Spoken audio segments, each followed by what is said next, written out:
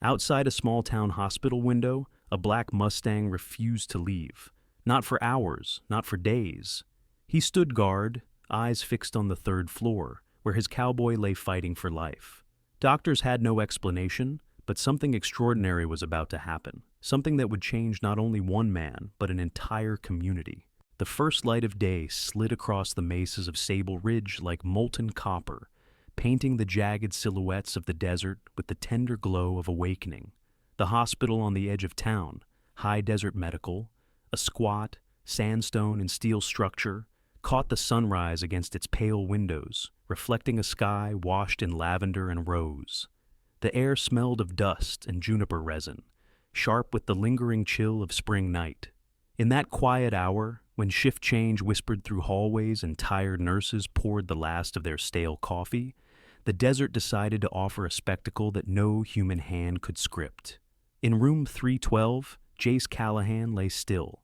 34 years old, a cowboy whose life had been measured not in calendars, but in the weathering of leather reins and the calluses of his palms.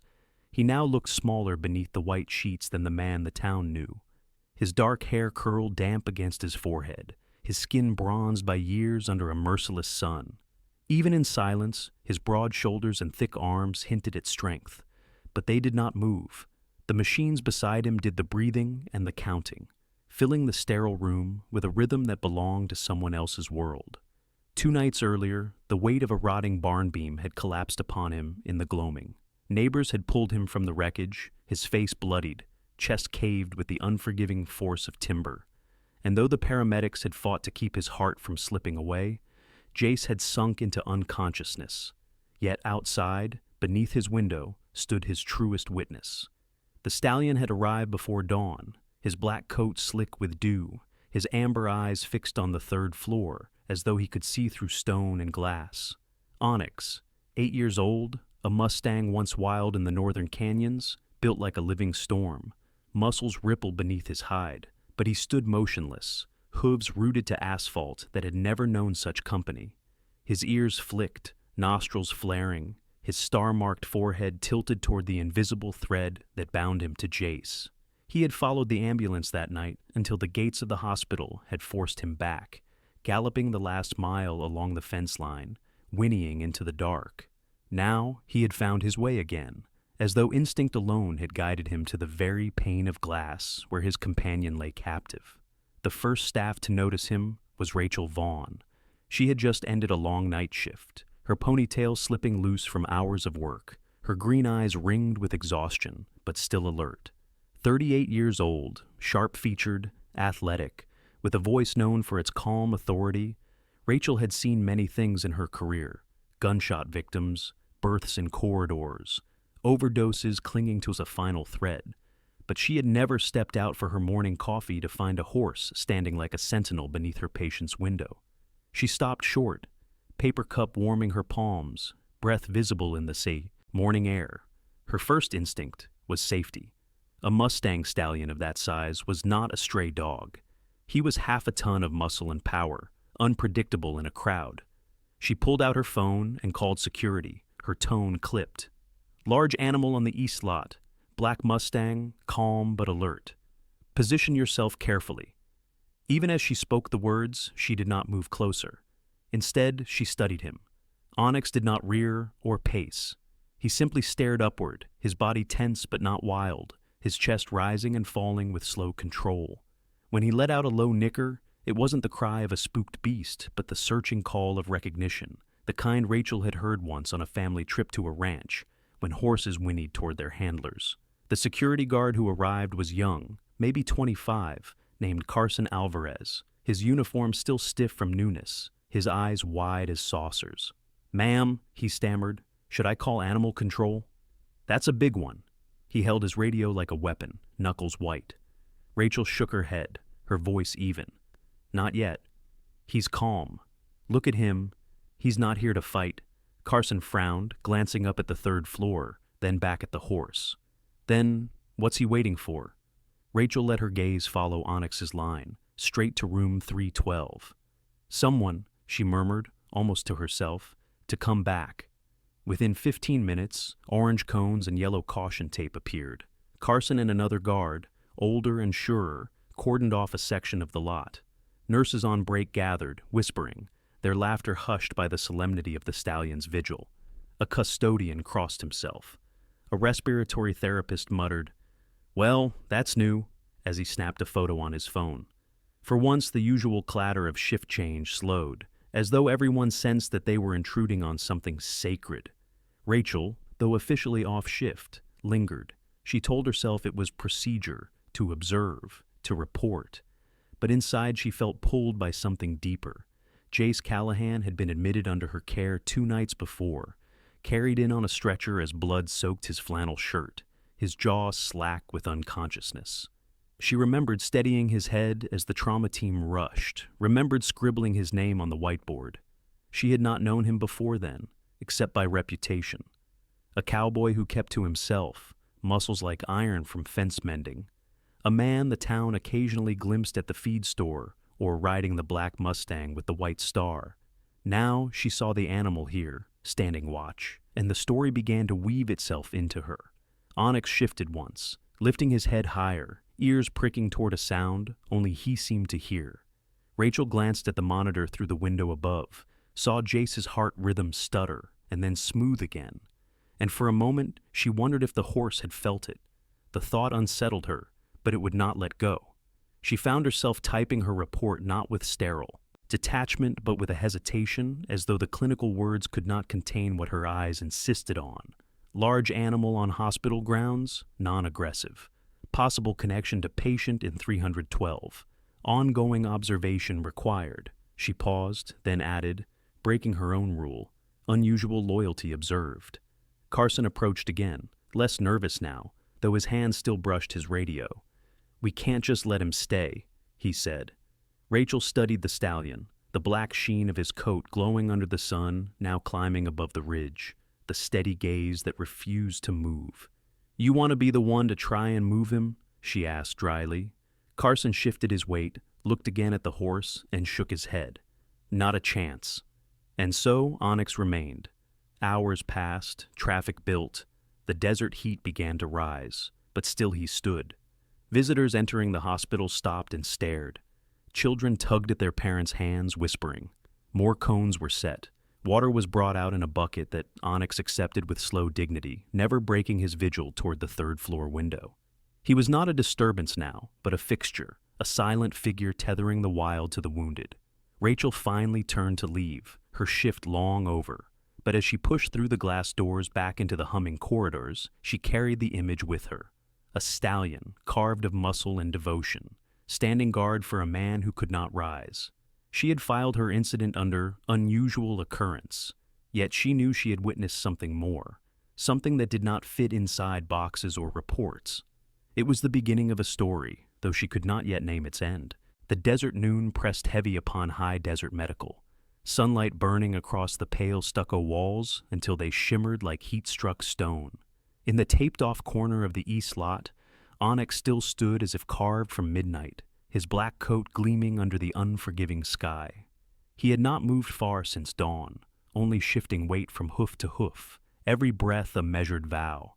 Nurses coming off shifts slowed their cars to look. Patients at windows whispered, and the rumor of the cowboy's horse who will not leave moved through the wards like a hymn. Rachel Vaughn had told herself she would clock out, drive home, sleep. Yet by late morning, she found herself still in the cafeteria, half a cinnamon roll uneaten before her, eyes drawn again and again to the glass doors that gave view of the parking lot.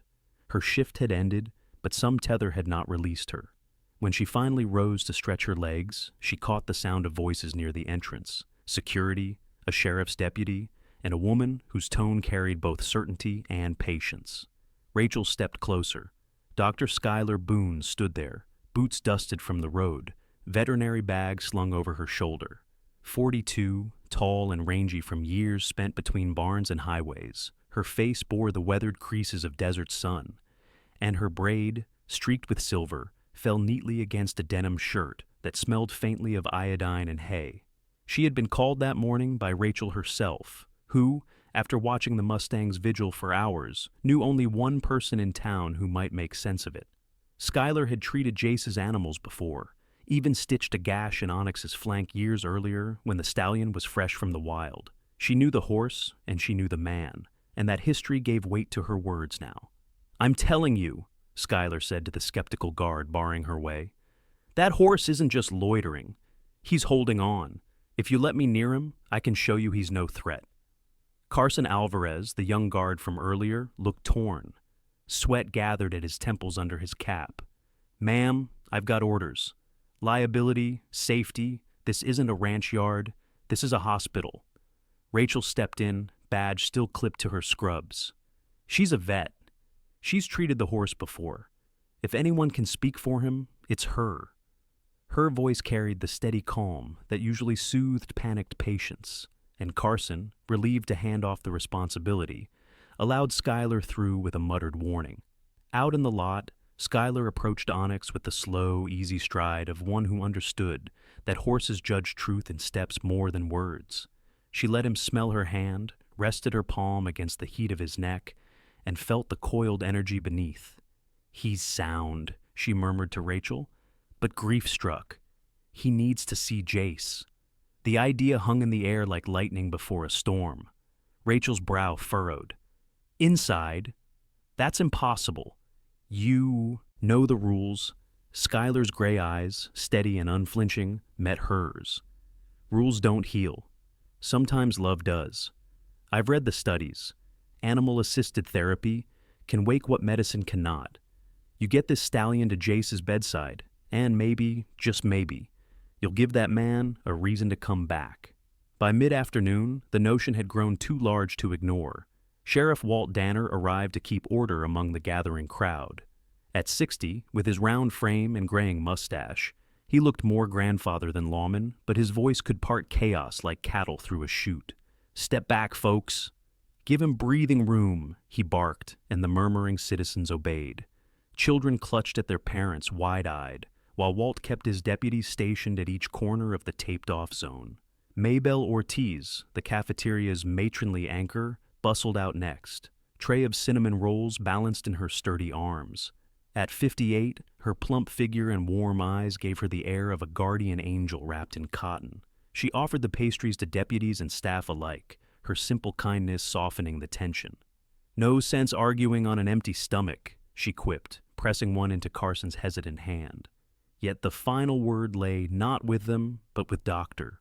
Walter Klein, the hospital administrator. A thin man in a beige suit that looked allergic to dust, Klein embodied policy and caution. He listened to Skylar's proposal in his cramped office, arms crossed so tightly the fabric strained. "Absolutely not," he declared. "We are not turning this hospital into a petting zoo. A horse inside these halls? Think of sanitation, liability, disruption." Skylar did not flinch. She opened her worn leather bag and pulled a folder of articles, veterinary journals, and medical case studies. "Therapy animals have triggered responses in patients unresponsive for weeks," she said, sliding the papers across his desk. "Lower heart rates, improved breathing, even awakenings. This isn't sentiment, it's science." Rachel added her testimony, her voice firm. "I was there this morning. Onyx didn't spook, didn't lash out. He just stared at Jace's window. The bond is undeniable." Sheriff Danner leaned forward, his presence filling the office. "And I'll take responsibility for security. You want deputies at every door, you'll have them. The town stands behind this." Still Klein shook his head, his lips thin. Then Skylar played her last card, a short video on her phone, filmed months ago at Jace's ranch. It showed Onyx following Jace across the corral like a dog, lowering his head to the man's chest, the cowboy's hand resting against the star on his forehead. The intimacy of the bond was unmistakable. Silence settled over the office, broken only by the faint hum of fluorescent lights. At last, Klein exhaled, defeated by evidence, testimony, and sheer human conviction. "Very well," he said reluctantly. 1. Visit controlled, supervised, safety measures in place. If anything goes wrong, it ends immediately. The decision sparked a flurry of motion. Maintenance staff rolled out non-slip mats along the service corridor. Security planned the route. through the side entrance, past the freight elevator, to the third floor. A professional horse handler was summoned from Albuquerque, due within hours. Nurses were briefed, instructed to clear hallways and keep curious patients away. Sheriff Danner arranged deputies at key points. Maybelle organized coffee and snacks for the volunteers. The hospital transformed into a stage for the extraordinary, its sterile rhythm bending under the weight of something older and deeper than protocol. Meanwhile, on the pediatric floor, Tommy Reyes pressed his face to the window, watching Onyx below. His small fingers tapped once, twice, then stilled. For the first time in months, the storm in his chest eased, as if the horse's calm tethered his own heartbeat. Nurse Clara, passing by, noticed the boy's quiet. She crouched beside him. "What do you see, Tommy?" he whispered without looking away. "Big friend?" Clara's eyes softened. She had struggled for weeks to help him through anxiety attacks, but now she saw what nothing else had achieved. The boy was calm, entranced by a creature who asked for nothing but presence. She later told Rachel, "That horse is saving more than Jace." By late afternoon, the preparations were nearly complete. Onyx was brushed until his coat shone like liquid obsidian, his mane combed, a special halter fitted for safety. He stood with quiet dignity, as if he understood the gravity of what was being asked. The handler, a broad-shouldered woman named Elena, with years of experience in equine therapy, ran her hands along his frame, nodding. "He's steady," she said. "We can do this." Outside, the crowd hushed as word spread. Deputies formed a corridor. Maybelle passed out rolls and reassurances, and Rachel walked beside Skylar, her heart tight with anticipation. Sheriff Danner raised his voice over the murmurs, firm and clear. "All right, folks, clear the way." And as the sun dipped lower, painting the desert sky in gold and crimson, Onyx lifted his head toward the third-floor window, ears pricked, eyes burning with intent. Then, with a measured step that echoed across the hushed lot, he began the walk toward the hospital doors, carrying with him the weight of hope, defiance, and love that no rulebook could contain. Dusk fell slowly over Sable Ridge, the sky stretching wide with bands of copper and violet, the horizon deepening into indigo. The town had grown used to strange stories whispered across the mesas, but none quite like this. None where a black Mustang stood outside a hospital, waiting to walk its polished corridors. Now, as the heat of the day softened, the improbable became imminent. The plan was in place, the route prepared, and the crowd that had gathered outside the east entrance seemed to sense they were watching something that would be told long after the desert had forgotten their names. Inside, the air hummed with tension. Deputies under Sheriff Walt Danner had secured the third-floor corridor, setting up ropes and bright caution signs, while maintenance had rolled thick rubber mats from the service doors to the freight elevator. Security kept the curious at bay, and a professional handler named Elena, broad-shouldered, steady-eyed, with a lead rope coiled firm in her hands, stood at Onyx's side. Dr. Skylar Boone hovered nearby, her calm voice ready for the stallion she knew well, while Rachel Vaughn paced with a clipboard, torn between her training and the awe tightening her chest. Onyx himself was restless but not unruly, his black coat gleaming after hours of brushing, the white star on his forehead glowing in the last of the daylight. He pawed once at the matting, amber eyes fixed on the open doorway, as though he already knew his path. When the first deputy gave the signal, Elena clicked her tongue and stepped forward. The crowd hushed. The stallion followed, hooves striking the mat, with a sound both foreign and powerful, in a place built for gurneys and wheelchairs. Every step was measured, muscles shifting beneath his glossy hide. A janitor pressed his cap to his chest. A nurse muttered a prayer, and though a few cell phones rose to capture the moment, Sheriff Danner barked, "No recording inside, respect the patient," and the phones lowered reluctantly. Still, the awe was contagious, moving down the hall like a tide. The freight elevator loomed ahead, its metal doors gaping open, the interior lined with padded panels. Here the calm wavered. Onyx flared his nostrils, ears flicking back at the echoing clang of machinery. He shifted sideways, hooves scraping rubber, muscles taut with suspicion of the dark enclosure. Elena planted her boots, voice low but unwavering. "Easy, boy. Just a box." Just another canyon wall. Skylar stepped in. laying her palm against his neck, murmuring in the cadence of memory. Rachel, caught in the press of silence, whispered without thinking, "He's done harder things." Onyx hesitated, a full minute stretching long as an hour. His chest rose in heavy breaths, eyes rolling once toward the strange ceiling. Then, with a snort that steamed in the cool air, he lowered his head, ears flicking forward again, and stepped inside. The crowd outside exhaled as though they had been holding a single shared breath. The doors slid shut with a metallic sigh, sealing horse, handler, vet, nurse, and deputies, in a box that smelled of antiseptic and fear. The ride up was tense. Fluorescent light buzzed overhead. The floor hummed with the motor's strain, and Onyx shifted once, tail swishing. Elena kept her stance balanced, Skylar's voice steady, and Rachel pressed herself against the corner, clutching her clipboard so tightly her knuckles whitened. Yet the stallion held, eyes calm once more, as though memory of Jace's scent drew him through the strangeness. When the doors opened again, the third-floor hallway lay hushed, cleared of patients and visitors, lined instead with nurses who held their charts like shields of reverence. Sheriff Danner's deputies flanked intersections, their broad frames a wall of assurance.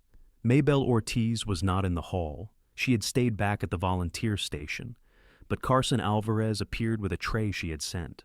Small cups of coffee, sweet rolls wrapped in napkins, her unseen care warming the hands of staff who had stood for hours. "From Maybelle," he muttered, and though the gesture was small, it grounded them, a reminder that ordinary kindness still mattered amidst the extraordinary. Onyx walked slowly now, guided carefully around equipment and door frames. His hooves thudded softly on the rubber mats, the sound strangely steadying. Faces peeked from side corridors, eyes wide, but no one dared speak above a whisper. At the end of the hall waited room 312, its door already propped open. Inside, the machines ticked their eternal rhythm.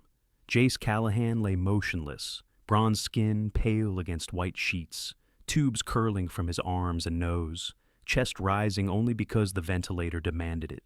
For days the monitors had recorded little more than endurance, numbers stuck between decline and stasis. Onyx paused at the threshold, body tense. His nostrils flared, pulling in the scents of bleach and plastic, but beneath them something else, faint, familiar, the human he had followed across pastures and canyons. Elena gave him the lead, Skylar whispered encouragement, and the stallion stepped into the room. The space, once sterile, transformed instantly. His presence filled it, massive frame crowding past wires and IV poles, yet he moved with uncanny caution, hooves careful, head low. When he reached the bedside, he bent his neck, muzzle brushing the edge of the blanket before hovering near Jace's face. A soft nicker rumbled from deep within him, a sound of recognition, of calling across silence. Rachel's eyes darted to the monitors, and froze. The jagged line of Jace's heartbeat, irregular for days, began to smooth. The rate, once uneven, ticked into steadier rhythm. His oxygen saturation edged higher by a margin so small most eyes would have missed it. But Rachel saw, and doctor. Julie West, the neurologist standing behind her, saw too. The doctor leaned forward, disbelief breaking, into astonishment. "It's measurable," she whispered, tapping the screen. "That's not artifact." Rachel swallowed hard, her throat tight. She had braced herself for sentiment, for symbolism, but here was science, plain and undeniable. Green numbers climbing. A miracle with data. Tears pricked her eyes as she whispered toward the still figure. "He's here, Jace. He never left you." The stallion did not move away. He lingered, warm breath feathering against Jace's cheek, chin resting gently on the mattress. His entire massive frame softened, muscles relaxing, ears swiveling toward the man who lay silent. For a moment, the room felt sacred, every beep and hum transformed into a hymn. Nurses stood with hands clasped, Sheriff Danner's stern face softened. Carson stared as if forgetting to breathe. Outside, in the cleared corridor, someone disobeyed orders. A phone lifted, quick as a heartbeat, capturing the impossible sight through the narrow crack of the door. The clip would travel before the night was over, first to social feeds, then to local reporters, then far beyond. but for now it remained a secret shared between those present, carried on the hush of reverence. At last, Elena tugged gently at the lead rope. Onyx resisted, eyes still fixed on Jace, then, after a long pause, lifted his head.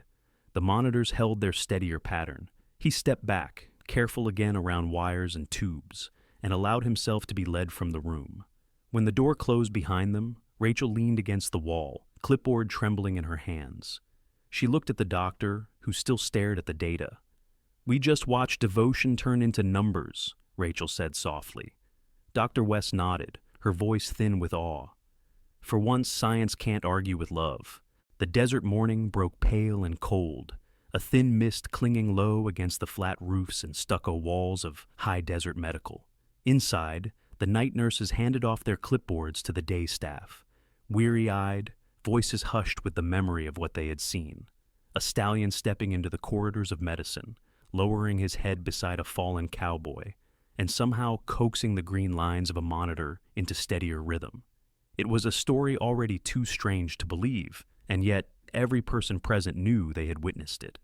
They thought the night's wonder was over, but Onyx was not finished. The stallion had been let out after his visit, guided into a temporary paddock built from steel panels near the far side of the parking lot. Deputies had insisted on the enclosure, maintenance had added a heavy latch, and everyone assumed the matter settled. But by dawn, the cameras told a different tale. Somehow, Onyx had slipped the gate, whether by nudging the chain just right or remembering some trick learned in the corral with Jace, and returned to the one place he chose, beneath the window of room 312. When the early shift arrived, they found him standing there, massive frame outlined against the rising sun. His eyes lifted steadily toward the glass, as though measuring the distance between his heart and the man inside. Security hurried over, radios crackling. Carson Alvarez was among them, still young enough to look nervous whenever a decision loomed. He tugged at the halter rope dangling loose and muttered, "How in the world did he manage this?" Deputies began debating whether to return Onyx to the paddock, but Sheriff Walt Danner arrived with his morning coffee, heavy boots grinding on the asphalt. He studied the horse a long moment before shaking his head. "If a creature like that finds his way back on his own, maybe it's not ours to argue. Let him stand." No one challenged him. By noon, the sight had drawn more than staff. Families of patients paused as they came and went, whispering in Spanish and English, pointing their children toward the stallion, who did not leave his post. A few locals wandered over from town, curious after hearing rumors. At first it was chaotic, the crowd pressing too near, phones flashing, nurses worried about noise, security worried about safety. That was when Sheriff Danner gathered the hospital's leadership in a quick huddle. "Either we set rules," he said, "or this turns into a circus." Even Dr. Walter Klein, who had once sworn the hospital would never bend to sentiment, conceded with a weary sigh. Temporary regulation, limited access, quiet only. And with that, the Onyx Watch was born. It began with scribbled sign-up sheets tacked to church doors, then spread to the diner and the feed store. Ranch hands, school teachers, retirees, all wrote their names beside the hours they could cover.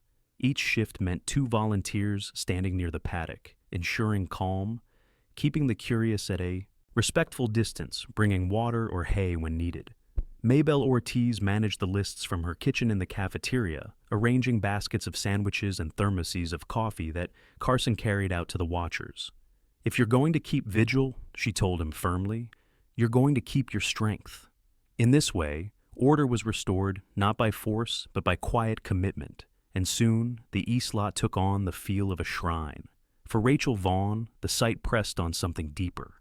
She had stood by Jace's bedside, had seen the monitors shift when Onyx touched his muzzle to his rider's cheek. It had shaken her. A nurse trained to believe in charts and dosages, not miracles. Now, as she watched the stallion endure hour after hour without complaint, she felt the weight of her own silence. It had been years since she last spoke openly with her father, Frank Vaughn, a retired mechanic living just 2 towns away. Their rift had opened after her mother's death, each grief translated into anger, and time had hardened it until even holidays were empty. But Onyx would not abandon his bond, and that example gnawed at her. One evening, during her short break, She sat in the dim light of the staff lounge with her phone clenched tight.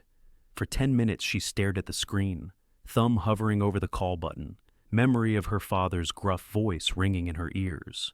At last, she pressed. The line rang, then clicked. "Rachel?" His tone was rough, surprised. "It's me," she managed. Her throat was tight, but the words came. "Dad, I saw something today. A horse that refuses to leave his cowboy's side. And I thought, maybe I've been doing the opposite. Maybe I've been the one walking away." There was silence, a long one. Then Frank spoke, voice cracked but steady. "I've missed you, girl." I was too proud to say it. "I thought you blamed me for everything after your mother." Rachel pressed her forehead against the cool wall, eyes burning. "I did.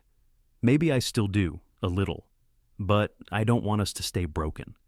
Neither promised too much, but the conversation lingered like a rope stretched taut across years of distance. It did not mend everything, not in one call, but it opened a door. And Rachel, leaving the lounge with her chest lighter, thought again of the stallion outside and how devotion could drag even the most stubborn hearts back toward each other. On the pediatric floor, another change unfolded. Tommy Reyes, the anxious boy who rarely spoke above a whisper, had discovered his own way of standing vigil. For weeks his drawings had been dark scribbles, looping shapes that mirrored his fears, pages crowded with storm clouds and jagged lines. But now he sat by the wide window with crayons scattered, sketching the tall figure below. His horse was imperfect, legs too long, mane uneven, but the intent shone through.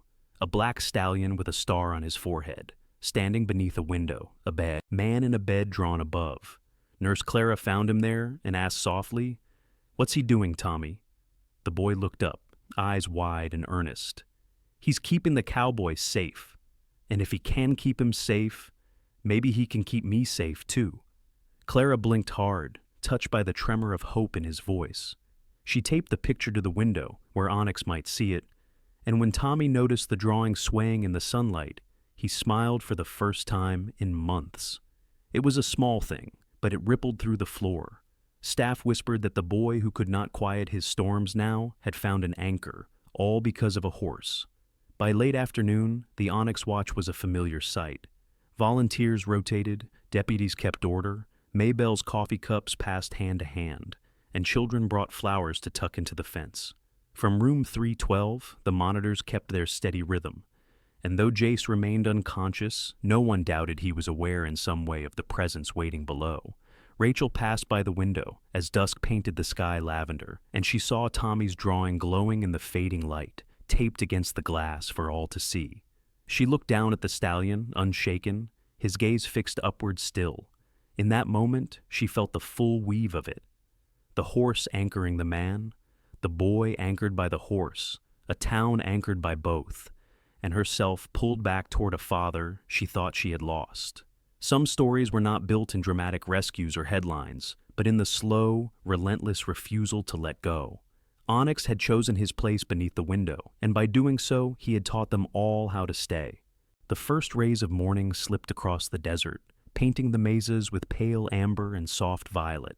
Inside, Hay Desert Medical, the quiet of dawn was broken only by the low hum of machines and the shuffling of nurses changing shift.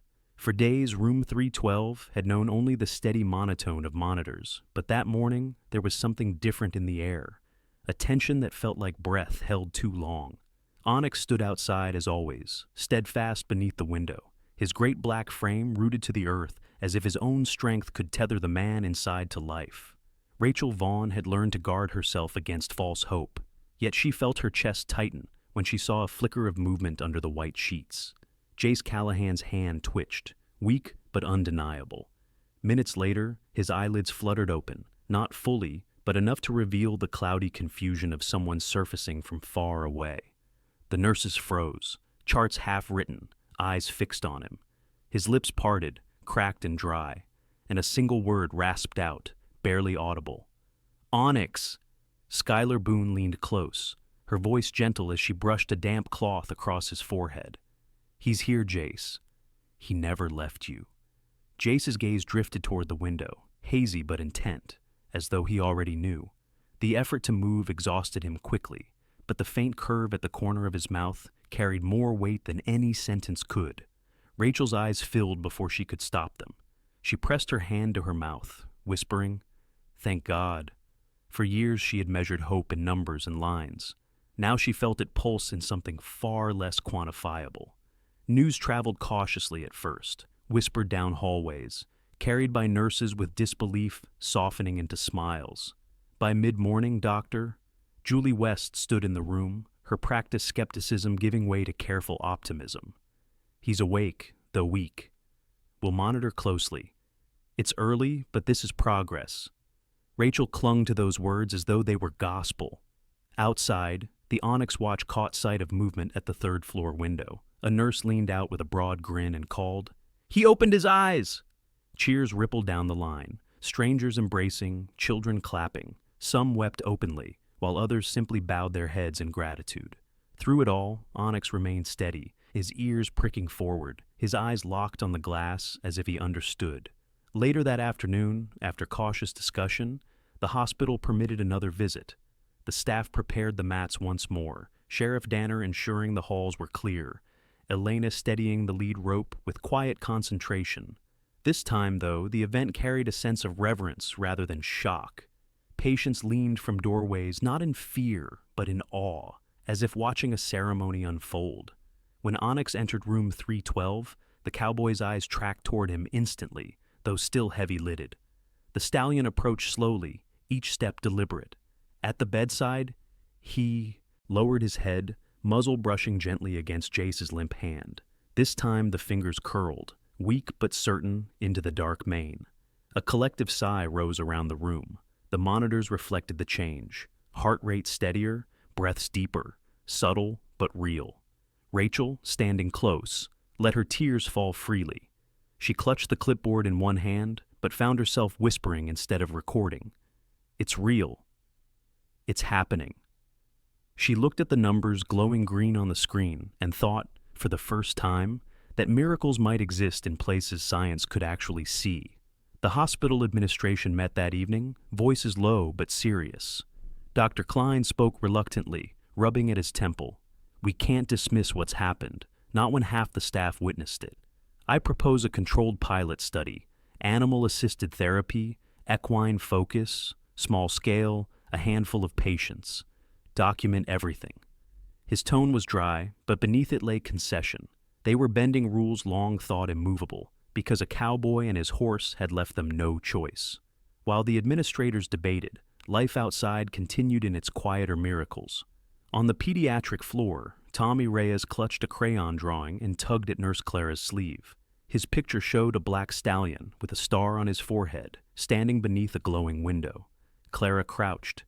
"Do you want to see him closer?" The boy hesitated, eyes wide, then gave a tiny nod. Together they walked to the paddock where Onyx rested between visits. Elena waited with the rope coiled in her hands, her expression gentle but watchful. Clara lifted Tommy up so he could reach across the rails. His hand shook, small fingers hovering in the air, but Onyx lowered his massive head as if to meet him halfway. Warm breath rolled across the boy's skin, and slowly Tommy pressed his palm to the stallion's muzzle. His lips trembled into a smile. "Safe," he whispered. Clara blinked quickly, holding back her own tears. Rachel passed by just then and stopped, transfixed. She saw the fear ease from Tommy's shoulders, saw the boy's storm give way to something steadier. It reminded her of the phone call with her father, of the first hesitant bridge built after years of silence. Onyx's devotion seemed to ripple outward, binding wounds in places no doctor could reach. For Rachel, it was overwhelming, and she turned aside, wiping her eyes, whispering, "Maybe miracles are just love we can measure." That evening, as the desert sky deepened into rose and gold, Jace lay in his bed with eyes open, weak but alert. He lifted his hand slowly, waving toward the window. Outside, Onyx stamped once, tossing his mane as if in answer. The watchers fell quiet, reverent as they observed the simple exchange. In that moment, it did not matter whether science or faith claimed the credit. What mattered was that a cowboy had returned from the silence, a boy had found courage, a nurse had rediscovered hope, and a horse still stood, steadfast as the guardian of them all. Autumn arrived in Sable Ridge with a gentler hand than the scorching summer before, the air tinged with wood smoke, the skies holding a softer gold. High Desert Medical bore little resemblance to the place it had been only months earlier, where the east parking lot once stretched barren and gray. Now lay the beginnings of something new. Raised garden beds lined with cedar timbers, paths of gravel edged with river stones, a paddock enclosed by sturdy rails, all stitched together, not by contractors alone, but by the calloused hands of townsfolk, patients, nurses, ranchers, and school children. They called it Trailhead Garden, a name that suggested not an ending, but the start of a journey. The dedication ceremony marked only the first phase of the project, but to those gathered, it already felt like a sanctuary. Jace Callahan moved slowly along one of the new paths, his stride still uneven, a cane in his right hand, an onyx at his left. His shoulders had regained some of their old breadth, though his frame remained leaner than before. Each step demanded effort, sweat beading at his temple, but there was a steadiness in his eyes that matched the rhythm of the stallion beside him. Onyx walked with quiet composure, hooves crunching on gravel, dark mane stirred by the wind. When Jace faltered, his hand brushed against the horse's neck for balance, and the animal stilled instantly as if he understood. The therapist walking a few paces behind gave a subtle nod of approval. This was not a cowboy reborn whole overnight, but a man learning to walk again, and a horse helping him do it. The crowd that had gathered pressed close to the rails. Maybelle Ortiz passed out cornbread wrapped in cloth napkins, her laugh carrying above the hum of voices. Sheriff Walt Danner stood at the gate, arms crossed, his weathered face softer than usual, pride showing in the lines around his eyes. Elena held the lead rope loose in her hand, though she barely needed it now. Onyx seemed content to guide himself. Dr. Schuyler Boone and Dr. Julie West watched from the shade of a mesquite tree, murmuring about new safety protocols and patient candidates. Rachel Vaughn stood near the podium, her father Frank beside her. She wore her nurse's uniform, hair pulled back, though her eyes were softer than they had been in years. Frank had dressed in a pressed plaid shirt, clean jeans, and boots that still carried the scuffs of his mechanic days. He shifted awkwardly at first, his fingers fidgeting with the brim of his cap, but when Rachel reached to touch his arm, he didn't pull away. Their reconciliation had not been instant. It had come in careful conversations, late-night phone calls, moments of silence shared without anger. Standing here together, both of them watching Jace and Onyx, they found the last of the distance between them beginning to dissolve. On the edge of the crowd, Tommy Reyes clutched his sketchbook. His drawings had changed over the weeks, no longer dark scribbles of storms and jagged lines, but careful renderings of the stallion who had become his symbol of safety. He still fidgeted, his shoulders tightening whenever the noise of the crowd swelled. But when Clara crouched beside him and asked, "Do you want to give him one of your drawings?" Tommy bit his lip, then nodded. She led him slowly forward, Elena holding Onyx steady. The boy extended a page across the rail. It was a picture of Onyx, standing tall with Jace at his side, drawn with all the fierce concentration of a child finding courage. Jace accepted it with both hands, his voice husky. "You've been keeping us both brave, Tommy." The boy smiled, small and shy, but when Onyx lowered his head, Tommy reached to stroke the muzzle without hesitation. His fingers trembled, but he did not pull away. The crowd murmured softly, many blinking back tears. When the ceremony reached its center, Dr. West stepped to the podium. She was not a speaker given to flourishes, but her words carried conviction. Trailhead Garden is the beginning of something important.